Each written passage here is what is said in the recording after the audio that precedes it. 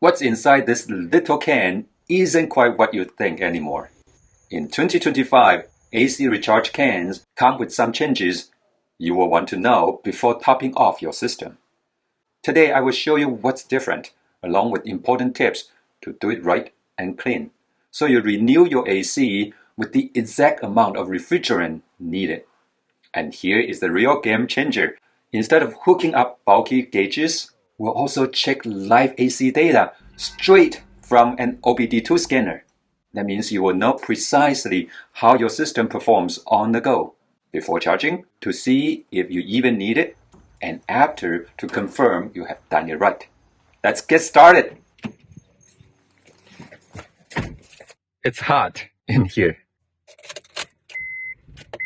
My 2010 Honda Odyssey, 15 years later, still blows cold, but it's not cold enough for the hot summer. Not bad for a 15-year-old, but it can certainly improve.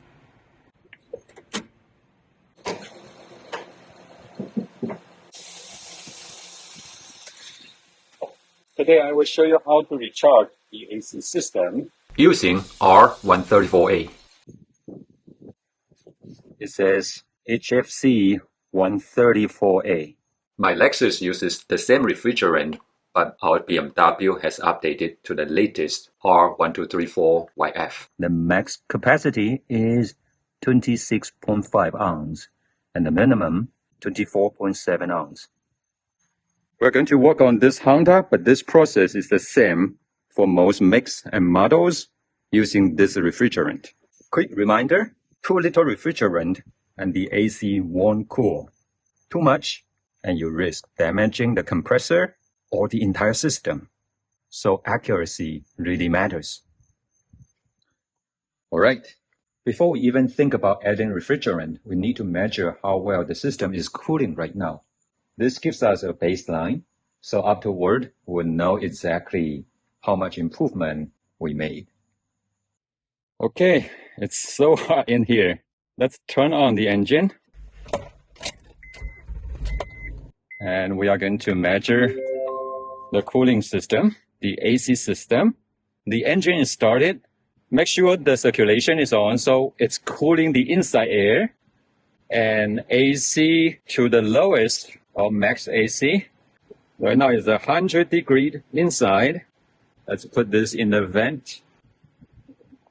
And again, make sure the AC is to the lowest. Circulation on. Roll up all the windows. Since this took several minutes, I condensed it into a time lapse so you can see the entire process. It has been about 10 minutes and the measurement from the vent is about 59 Fahrenheit or 15 Celsius. Okay, I moved it into the garage under the shade and just let the AC run with the engine on. So this is the lowest that I was able to get to with this 15-year-old AC, which is not bad at all, right? But I know it's undercharged, so we need more refrigerant in the system, and that's what we're going to do today. On a healthy system, you should see it drop into 40 to 50 Fahrenheit range within 5 to 7 minutes. But look at what I got. This will give you the baseline to compare after charging. Always wear safety glasses and gloves and walk outside in a well-ventilated area. Today's temperature is about 75 to 80 Fahrenheit. So keep your temperature in mind when charging and checking pressures. I'll put the temperature and pressure chart on the screen for quick reference. As I'm going to show you, the process is going to be very simple with the right tools. And again, know what this process is about. It's to charge an AC system that still blows cold. It's not to try to fix a leaking system, so know the limit. On this Odyssey, which has been 15 years, it's still blowing cold, but it's not functioning as it should be. So we're going to add a little bit of refrigerant to the system so that it will be blowing colder, and that will actually keep the AC running for the longer term. This is the purpose. If your AC is already leaking and there is air and moisture that already enter into the system, this is not a fix. You may introduce a bigger problem by overcharging it.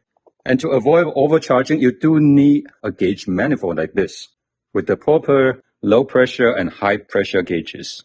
One of these will work. These are budget friendly. These are not super expensive compared to what you can get, those easy cans that you can get from Walmart. This manifold gauge is only less than $40.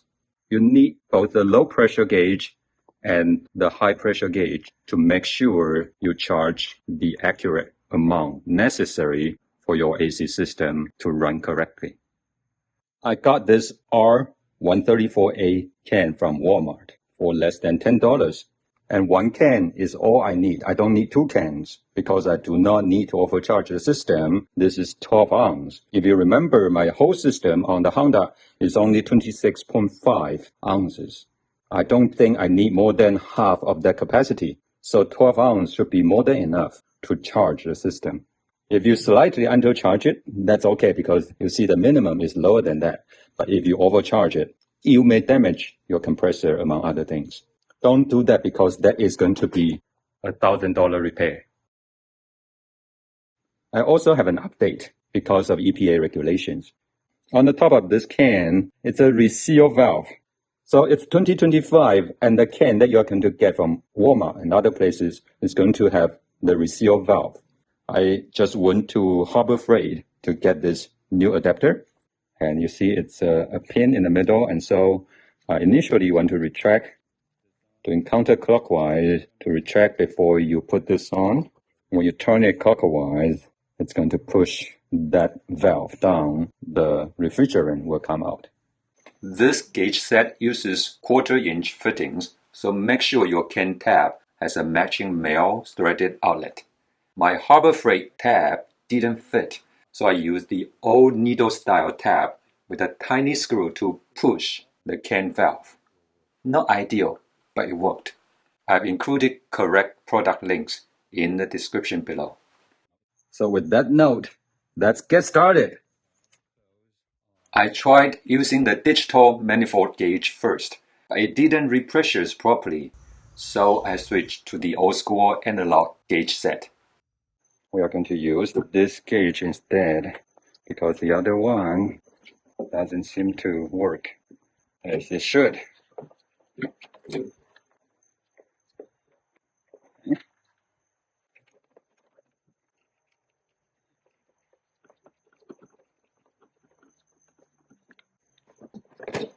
Just slightly, don't over tighten, but just wanted to slightly turn it to make sure it's on.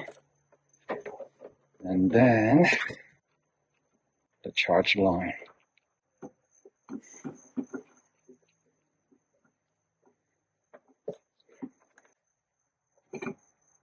Blue to blue.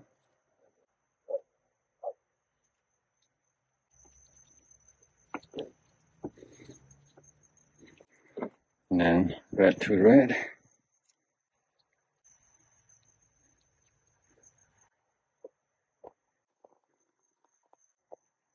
Yellow to the can tab. Okay. Clockwise to close them. I'm going to connect the blue line, the low pressure, the bigger line here.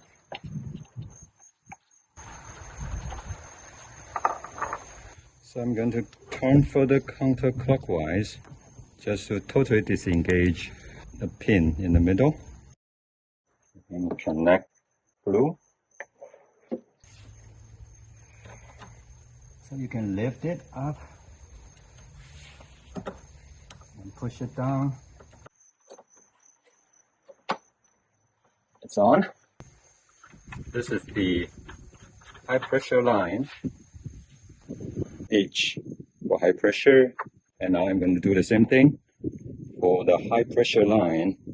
Just turn it counterclockwise all the way so that this is retracted.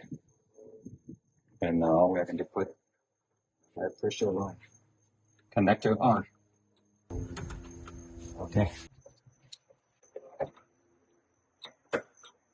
Okay. These are on, so both are engaged. They are foolproof because the adapters are of different sizes. You can connect this to the can. So again, as always, just counterclockwise to move it, to retract the needle. And then we are going to thread this on. And then remove the protective cover. And we are going to connect the yellow line on this can. And you can read the label carefully. This is a gas refrigerant. So when you charge the system, this stays in the upright position. You can shake it, but this goes in the upright direction. If it's liquid, you want to go upside down, but this is gas position. So I'm going to take a picture of the label here in the text, and you can read for yourself. Okay, it's good. And let's open the lower pressure line. Oh, there is leak, so I need to tighten these. Then even though it doesn't have to be super tight, it was not tight enough. This one too. So I'm going to open the lower pressure line and clockwise and see how it goes. So this is actually quite high. And then I'm going to also open the high pressure line.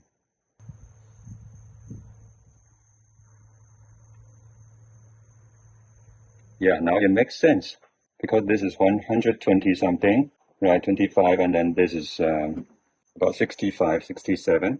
The reading currently is correct. Now I'm going to open the valve by turning this clockwise to push it open. This is all the way down. Loosen the recharge coupler on the manifold gauge briefly to purge air. 1 or 2 quick bursts or until you see refrigerant gas is enough. The air is out. So at this moment, we're going to start the engine. Okay, now let's start the engine. Put AC to max or the lowest and fan to max and then recirculation on. I'm going to rev up the engine to 15 RPM. Roll down all the windows. Okay, so basically max load on the compressor. And now with this is my jig. 1500 RPM, perfect. All window down.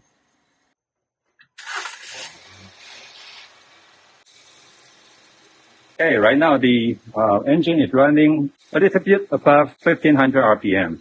Monitor the pressure. Take a look. So currently this is less than 30 psi, and this side is over 200. So this is slightly lower because it should be 35, 40, and this 200 should be good, but right now it's still fluctuating, lower than 200. And I can tell the compressor is running, so this is slightly lower, 175 currently. Okay, so that is stabilized, and we are going to start charging the system.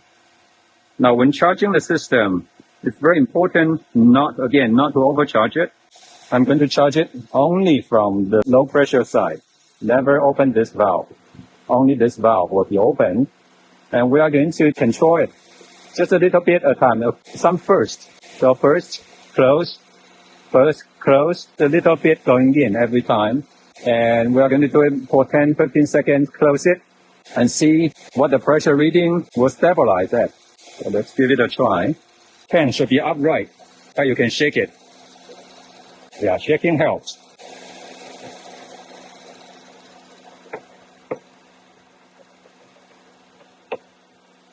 So now we'll let it stabilize and see whether the reading will improve.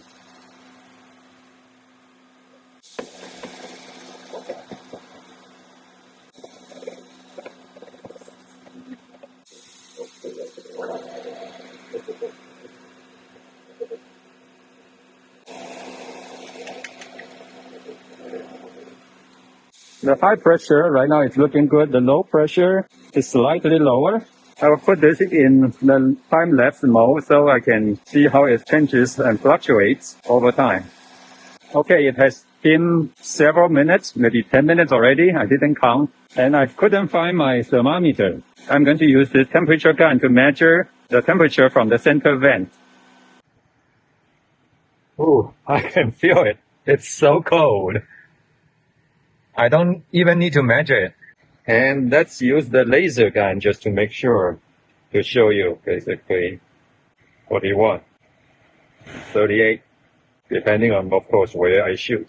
But this is below 40. It's super cold.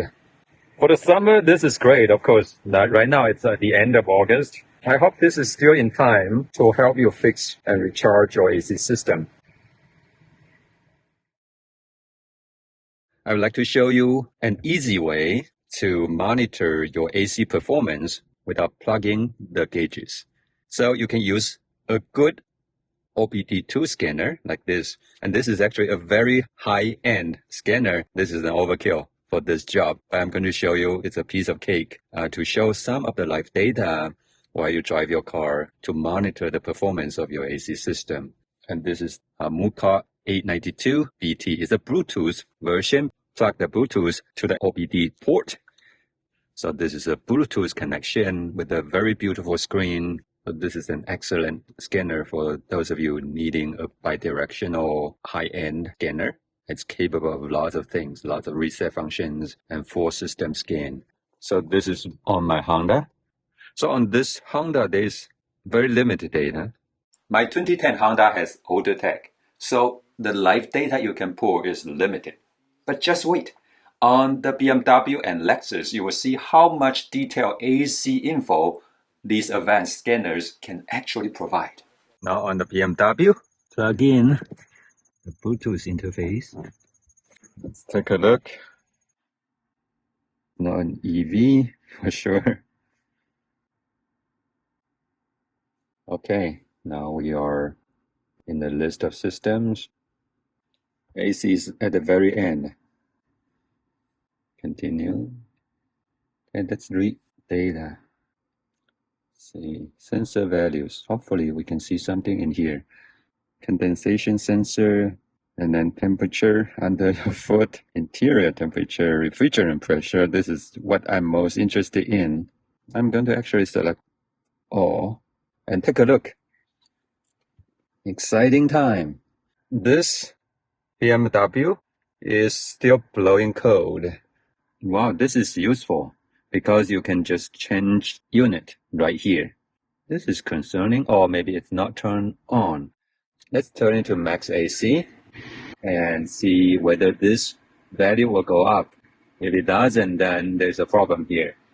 We need to turn on the engine, I think, because it's not turned on yet.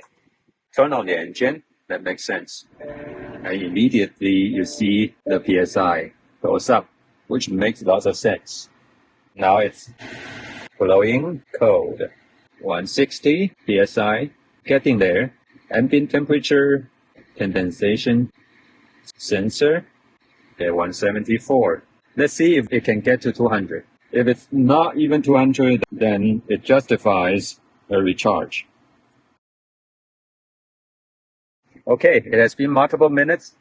The pressure, refrigerant pressure, has been fluctuating between 188 and 203. So it's slightly lower than ideal, but this is not a huge concern. It's better than my Honda, which is 15-year-old. This is 8-year-old BMW. If you take a look at the temperature, the vent is still 41. Not bad, right? This scanner is a very high-end scanner, and it's capable of lots of things. So reading live data, it's a piece of cake. Okay, let's give it a try on this Lexus too. Get into the AC air conditioning system to see how it performs. We know this AC is working just fine, no problem. So let's get into the AC, and then we are going to read data stream to see what data we can get. All data? Probably don't need to select all. Let me reselect to focus on the AC. There are a few we can focus on, and again, I want to go to the pressure.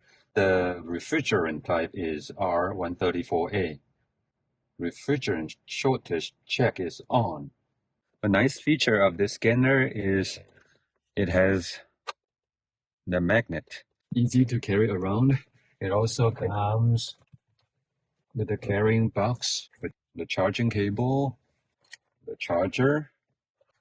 This scanner is very advanced. It's more than what you usually need in a DIY garage. But if you need to do programming, injector programming or adaptation, ECU coding, I think this tool is great. When it comes to special functions, reset functions, there's a lot. You know, even with some high-end scanners that have tested, you will see some reset functions, but not a lot. Just some common reset functions like gearbox relearn, BTG, transfer case, adaptation, and things like that. Just a few, a handful of reset functions. But on the BMW, using this scanner, there's a long list of reset special functions. Very impressive, I think, just based on what I've seen and what I was able to perform. The price is certainly justified for the number of features it supports. And if it indeed supports key programming on this vehicle, I think if you need a key on the Lexus, that alone would justify the purchase. Stay tuned for that demo. So I think it's very good. The temperature coming out of the vent is ideal. Even though the lower side is still lower than I expected, but it already rise closer to 30. The high pressure side is over 200, between 200 and 210. So I'm going to cool it off. I think it's enough. I don't want to overcharge it. A little bit undercharged is okay, right? We have the minimum. Remember, this AC has been running low for a number of years already, but it's working just fine. Monitor the pressure for 5 more minutes. If everything stabilizes at this value for the low and the high, I'm going to finish this job. Okay, I think this is pretty good. Very, very good. The temperature inside is ideal. And the pressures are roughly within the range, even though the lower side is still not as high as I expected, but that's okay. Because there's still a little bit of refrigerant inside. If you just disconnect, there's a little bit that will evaporate into the atmosphere.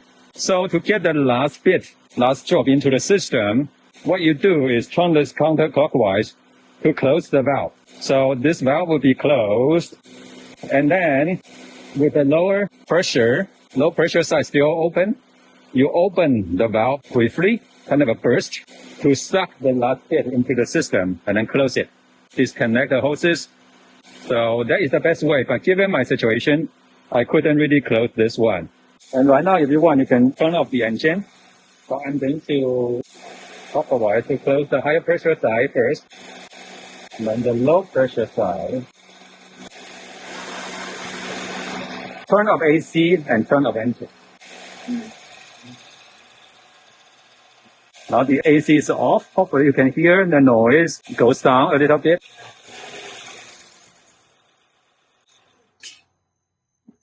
Okay, so engine off and the valves are already closed. I'm going to release. The higher pressure side, sometimes it can be still pressure, so just be careful with that. Lower pressure side should be okay. Okay, very easy. I think the troublemaker is this. So I know I'm going to lose a little bit of refrigerant in this process. And so forgive me, it's just a little bit. So I'm going to do it quick and lose as little as possible. I already turned this all the way up. Okay, not too much, just a little bit. And I think the seal, and I'm going to remove this nail because I know the seal is still working. And this is just my hack. So unfortunately, it's tricky.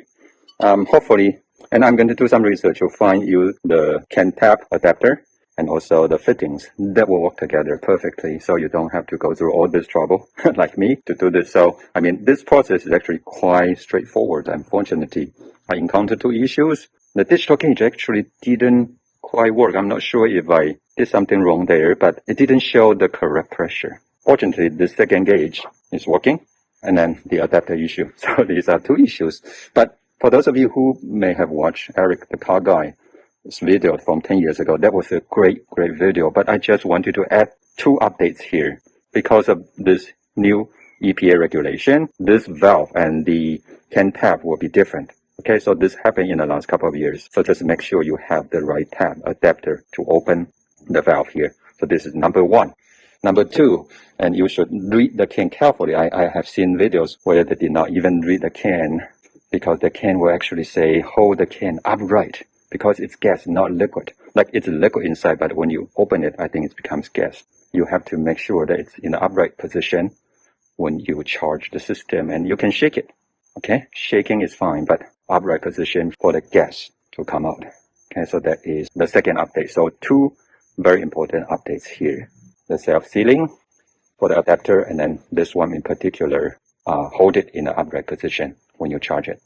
When you put the connector on and remove it, sometimes you may dislocate the valve and it may not close properly. So just to make sure, you may just give it a little push, a quick burst to make sure it seats properly. Again, you want to wear gloves because you can get frostbite. Okay, on the lower side, the same thing. Okay, just a little bit. And that will make sure that it's seated properly. So here is what I actually put in. The can had a net weight of 340 grams. And with the empty can weighing about 95 grams, I had 360 grams left after the recharge. That means I added roughly 75 grams, less than 3 ounces, out of a 12-ounce can. And yet, that small amount made a huge difference. Then temperature dropped from about 55 Fahrenheit down to below 40. That's over a 15-degree improvement.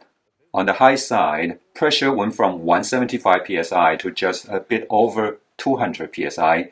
The point is, a little goes a long way. It's very easy to overcharge your system, which can actually hurt performance or even damage components. Always measure what you add and know your numbers, whether that's through proper gauges or live OBDII data. Don't overdo it. And that's it. A safe and precise recharge without guesswork.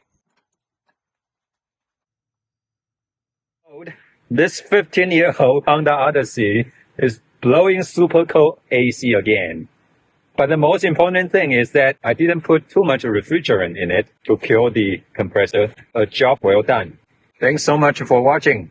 If Professor can do it, you can do it. Stay cool. Stay safe. Until the next time, may the Lord bless you and give you peace. 平安? Ooh, too cold. Let me turn it back on. Yeah, I think this is good enough. Auto. No problem. This is insane. So good.